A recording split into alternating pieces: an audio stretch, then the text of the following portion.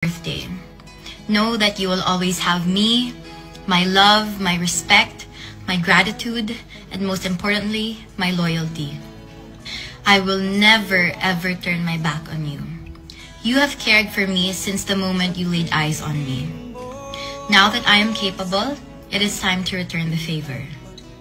Mira and I will be waiting at home for you, where we will tell you stories about what's been going on with our lives. I am living my life every day for you, and I am doing the best I can to commit to the promise I made to you. Da, kahibaw ko nga nay gisumbong si Ate Inday nimo, pero ayaw ka balaka, kay ichikaran ako tanan pag uli nimo pohon. Kahibaw na ka sa kong pasabot.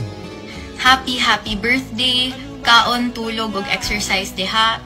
Talk to God and be still in knowing that we are all fighting for you. Makakaon na lagi ka og buwad og munggo pohon.